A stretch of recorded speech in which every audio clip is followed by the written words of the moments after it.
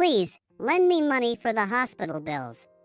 As I opened the front door, there was Simon, painfully dragging her swollen leg.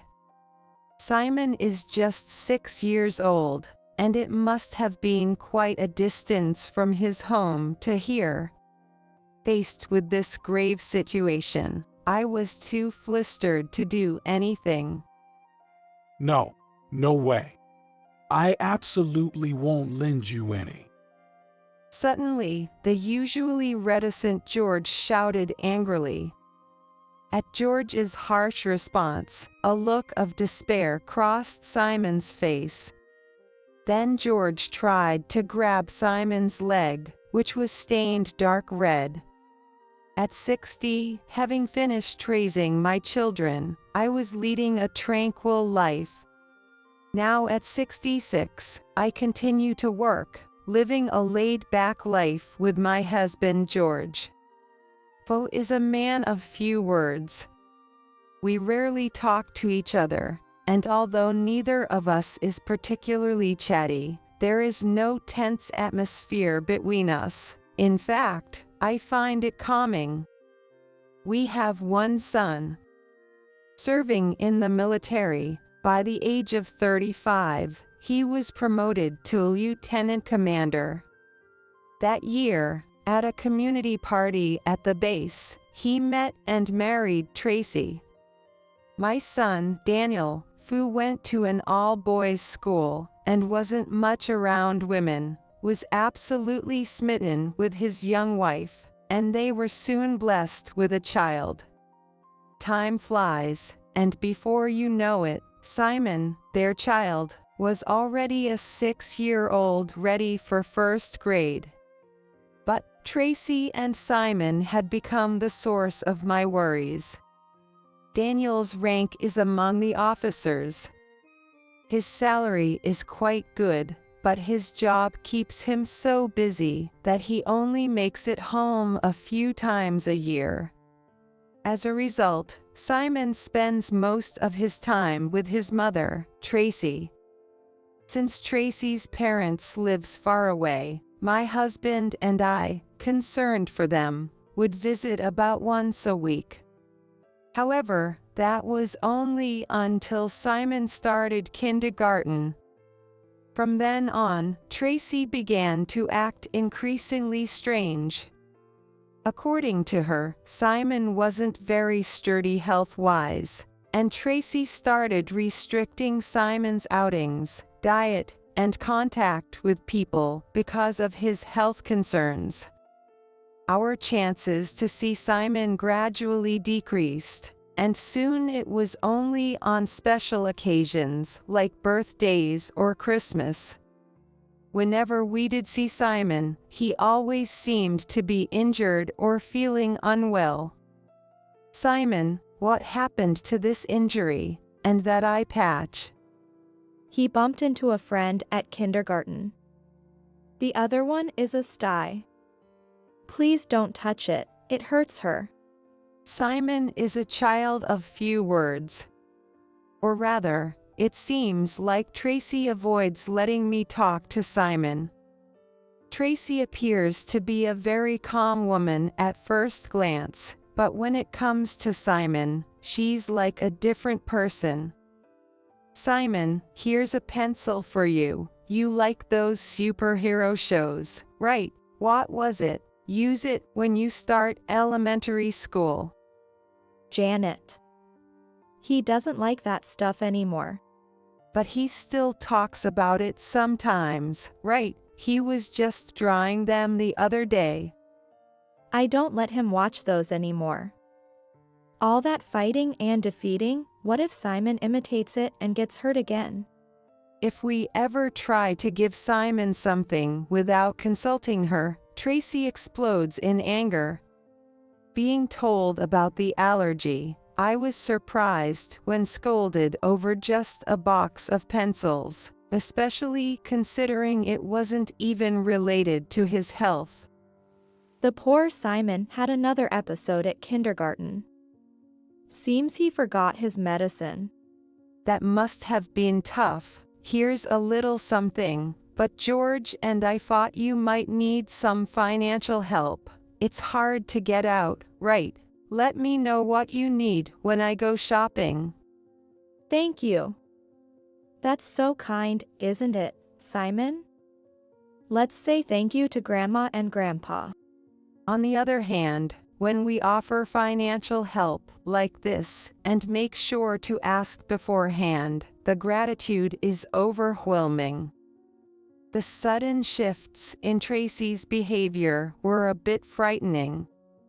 Since Daniel is mostly away due to work, raising a needy child alone in a new place must be tough. I understood her becoming overprotective, but it felt like it was too much. I really should get more involved with them. Thinking this, I picked up the phone and called Tracy. Tracy, listen, Simon is starting elementary school next year, and I wanted to celebrate that. Thank you. In that case, please go for a backpack. Oh, right. Should we go pick one out together? No, Simon and I will choose it. I'll let you know the price once we've decided. Bye now. I had more to say, but as if the matter was settled, she rattled off and ended the conversation. You never learns. The rare times you do talk, what's with that tone? I couldn't help but let out an irritated voice, even though I knew it wasn't George's fault. Tracy, honestly, I don't know about this. It sounds like she's just asking for money, and knowing her, I feel like she won't let Simon choose. It's for him to use after all. It's fine. Everyone has their own parenting style. Simon's upbringing is their business as a couple.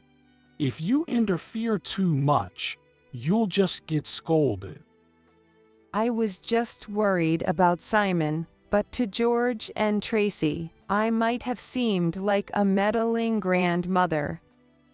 But maybe George has a point. Maybe just giving money is the best way to handle this. Being a mother-in-law and interfering too much with my daughter-in-law, who's struggling with parenting alone far from home, might not be a good idea. Reconsidering, I maintained a suitable distance from Tracy and Simon. That was until that incident happened. On a bitterly cold early winter night, the doorbell rang unexpectedly at midnight. Wondering who it could be at such a late hour, I opened the door and was shocked by the sight. "Simon, what are you doing here?" There stood Simon, looking like he could collapse any moment. His clothes were dirty in places, he was wearing only one shoe, and he had a very tired look on his face. But what surprised me the most was his left foot, swollen from the toes to the ankle. He must have taken off his shoe because the swelling made it too painful to wear. His foot was visibly larger than usual, stained with bruises, clearly not in a condition to walk properly. "What on earth happened to you? Where's your mom?" I asked frantically. I need to go to the hospital. Please lend me some money. Simon didn't answer my question, but simply murmured softly. After that, his responses were all the same, no matter what I asked. Considering it takes an hour even for an adult to walk from Simon's house 2 hours, if he walked all this way, it must be serious. No, I absolutely won't lend the money. In my surprise, as I fumbled for what to do next, George's voice suddenly came from behind. Turning around, he was staring straight at Simon, with his arms crossed. "George, why would you say that?" At George's harsh response, Simon's face fell into despair, and he looked like he might start crying at any moment. If you've got time to fuss, why don't you let him in the house? George said this and quickly picked up Simon, taking him into the room. Having never seen George shout before, Simon was obviously frightened and began to cry loudly. Keep quiet. And then, to my horror, George, who had lost his temper, pinned down the crying Simon and tried to grab his severely swollen foot. "George, don't be rough, he's just a child. It's different for adults." Bring some ice water. And get the tape. After we administered first aid to Simon, we rushed to the emergency hospital. Actually, George is a chiropractor, and we run an chiropractic clinic together. According to George, he could tell right away that it was a fracture, even without an examination. When he got an X-ray at the hospital, sure enough, Simon had a fractured leg. Because he kept walking even after it broke, the condition is quite severe. There might be permanent damage. When the doctor told us, I inadvertently gasped and covered my mouth. Simon had to be hospitalized for treatment. So much had happened all at once, it felt like my head was about to explode, but I couldn't afford to stay confused. Once the painkillers worked and Simon calmed down, I tried to appear as composed as possible and looked at him. "Simon, why did you walk here alone so late at night? When did you get hurt?" But Simon, usually a quiet child and perhaps shocked, didn't reply at all. Should we contact your mom for now? Caught off guard and forgetting what I should prioritize, I was jolted by George's reminder. I had completely forgotten to contact Tracy. However, when George reached for his cell phone, Simon suddenly grabbed his hand, stopping him from calling his mother. Please don't tell Mom. With a voice louder than I could have imagined from him, Simon began to plead. Something was off about Simon. Without saying a word, both George and I instantly felt it. "Understood. We'll do as you say, Simon. So, can you talk to us, your grandparents?" With a gentle voice, Simon finally started to speak. I had a fight with Mom. Then she got angry and pushed me down the stairs. "What? Tracy did that, and then?" My foot started turning red and it hurt, but Mom went to sleep, so I ran away. I wanted to go to the hospital by myself, but I didn't have any money. I was so shocked that I couldn't speak. At the same time, distrust towards Tracy surged within me.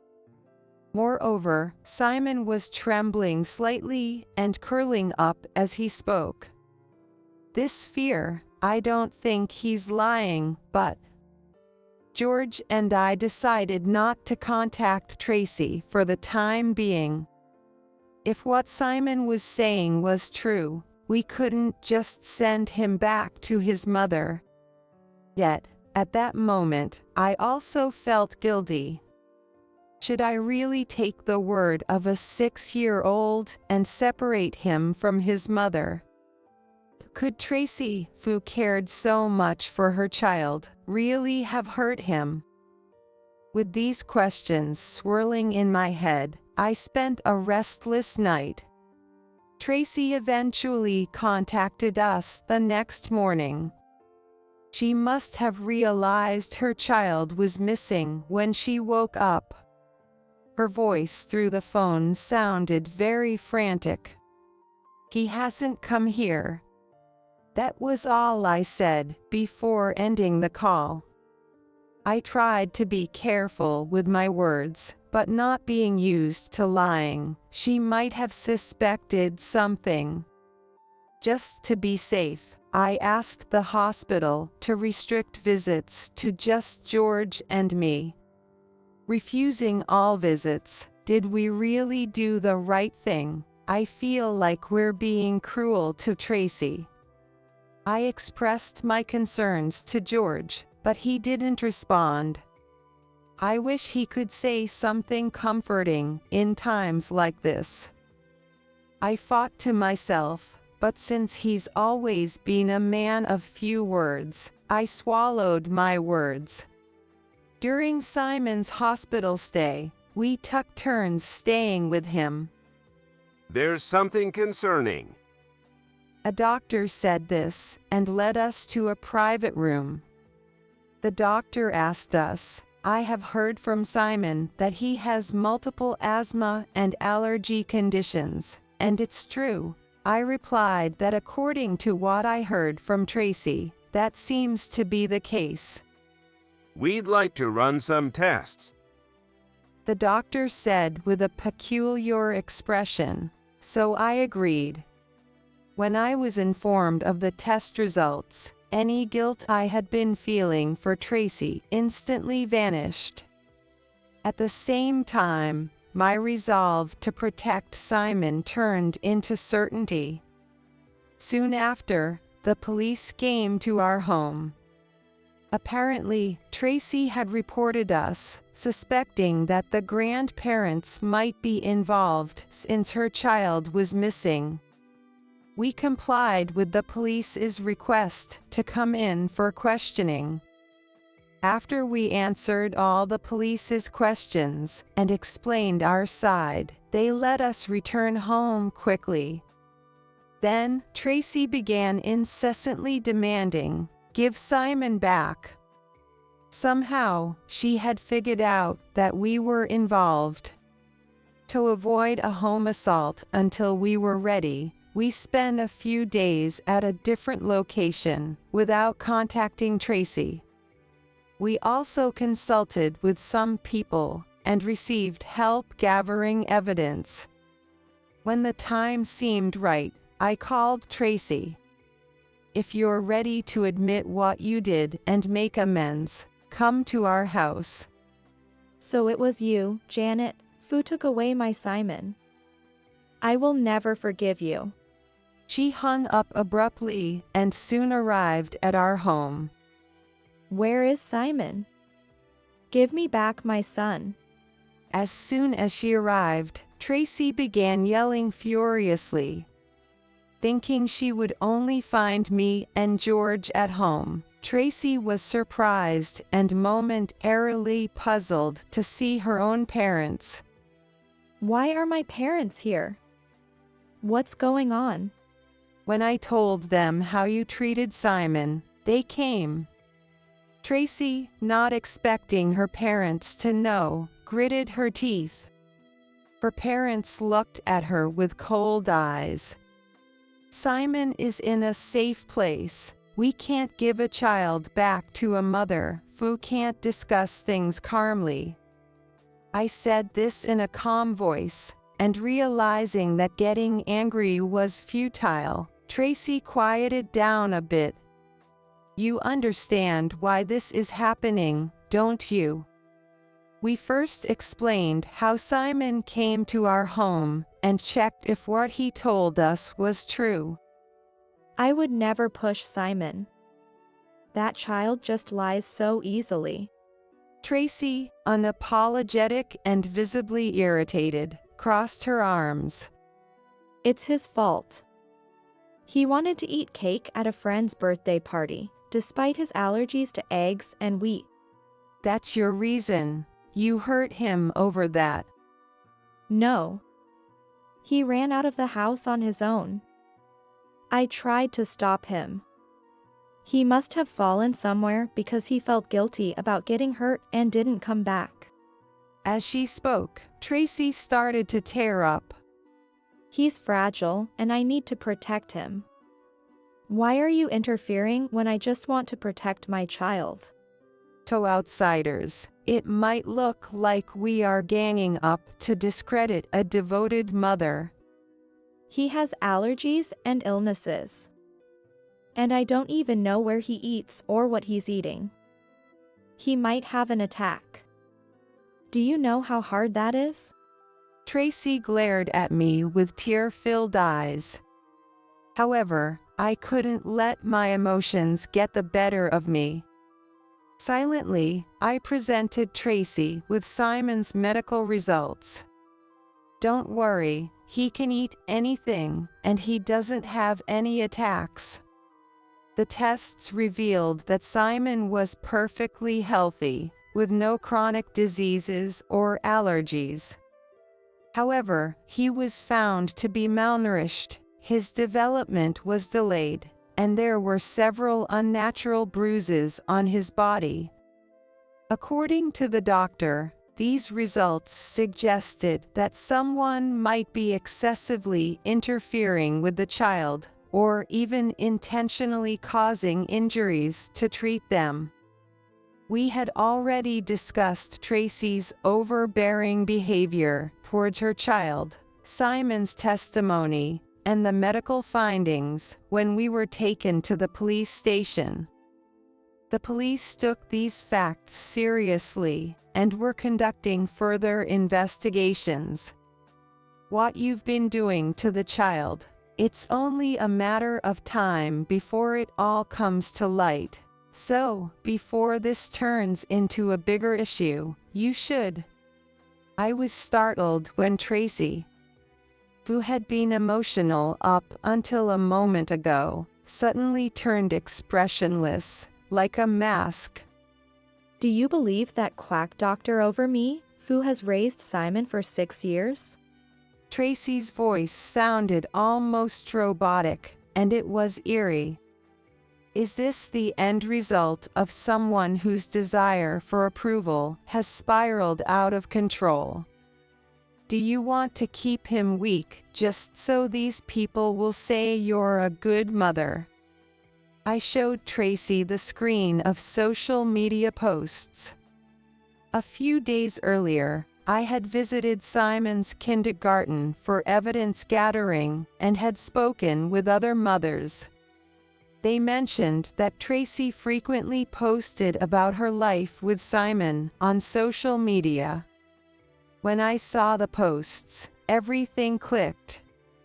On social media, Tracy portrayed herself as a saintly mother devotedly raising a son with serious illnesses and allergies.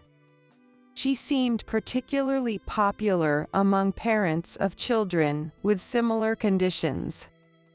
She also did live streaming and solicited donations from her followers, calling them support funds. I don't understand much about social media, but using your child to create topics for your posts is not normal, is it? I sighed as I said this, and the mask-like face slowly began to show frustration. You wouldn't understand, Janet. Here, everyone watches me. They're all nice to me. Tracy grabbed the mobile device from me and began to gaze at it lovingly. With practiced ease, she navigated through several accounts, showing them off to us. This person is a mother of 3 who manages both her job and her family. She's beautiful and capable. Don't you think she's amazing? This one's husband has a successful home-based business, and they go on family trips every month. Wait, what are you talking about? While all these people shine, why don't I have anything? Tracy's face then turned sad, and she muttered with vacant eyes. Waking up at the same time every day, doing household chores and taking care of children in the same room all day long, that's all I have. What's wrong with that? That's admirable. I'm telling you, it's boring. I wished Tracy would wake up to reality. But it seemed that there was no stopping her now. After a deep sigh, I looked into Tracy's eyes once more. You used Simon for your own amusement. The only people who praise me as a great mother are here. Nobody says anything when you just raise your child normally in the real world. Do you understand how empty that feels? Even though she speaks of great mothers, we don't even know if their real lives are as glamorous as they appear on social media. All mothers are equally commendable, yet it seems she can't see anything anymore, which is just sad. What's so empty about it? You just got a taste of being pampered and even getting money for it. George, who had been silent until now, muttered this, and suddenly everyone turned to look at him. He's my child. I gave birth to him, and I raised him all by myself. He's mine. I can do what I want with him, can't I? Tracy began yelling at us, with her eyes bulging and face turning red, making it clear that the situation was getting out of control. I told George beforehand to avoid upsetting her as much as possible, since I anticipated this outcome. You heard that. Without paying any attention to the enraged Tracy, George pulled out his cell phone and said a word. From the speakerphone, we could hear Daniel's response. Actually, we had already contacted Daniel in advance. Almost simultaneously with George hanging up the call, the front door opened, and Daniel, furious, appeared. He had taken emergency leave and returned from his military base as soon as he heard about the commotion. Why are you? As soon as Tracy's eyes met Daniel's, her flushed face turned pale. Facing a tall man over 6 feet tall, glaring with anger, she looked like a frog being stared down by a snake. Divorce me. I will seek custody and alimony, Daniel declared, and we felt relieved to hear it. Tracy has always been overly indulgent with Daniel, but for the sake of his beloved son Simon, he had decided to take a stand this time. Why? Everything was going so well until now. Wah. Realizing she couldn't escape the worst outcome, Tracy literally started flailing and crying. I couldn't help but feel unbearable seeing a grown adult cry and say wah. I didn't say it out loud, but I discreetly made eye contact with her parents. Noticing my cue, they immediately called the police. Tracy has always been like this. Whenever things don't go her way, she starts crying or gets angry and becomes uncontrollable. They had told me over the phone. That's why we had all agreed, if this meeting turns unproductive, don't hesitate to call the authorities. Then Tracy approached George and me, looking up with tearful eyes. Janet, George, I'm sorry. Please, let's end this here. No joke, you were the one who slept instead of looking for him when he broke his bone. Because he had to walk, he might suffer from after effects. As if her life was ending, Tracy trembled and begged for forgiveness. But her life was just beginning from here. Although she pleaded with her parents and Daniel, no one was willing to save her. Swear you'll never approach Simon again. Unwilling to nod in agreement, Tracy was grabbed by the arriving officers. Monster. Demon. Let me go. Ultimately, Tracy continued to shout resentments towards us, without a single word of apology or reflection for the child. It's truly appalling that you didn't even ask about Simon's injuries. You should feel the weight of your sins. I told her as she was put in the patrol car, but she didn't look back. Afterward, Tracy was arrested for assault on Simon. According to her parents, this wasn't her first time dealing with the police. They've decided to cut ties with Tracy now. They've even sold their house and moved in with Tracy's siblings. Rumors spread quickly among her circle of mom friends, and her carefully curated social media accounts were eventually deleted by the administrators after becoming too chaotic. I can't understand why she would cling to social media to the point of losing her family and trust, things that are truly valuable. Daniel's divorce from Tracy was finalized without issue, and he won custody. He's still busy, so Simon lives with us when Daniel can't be home.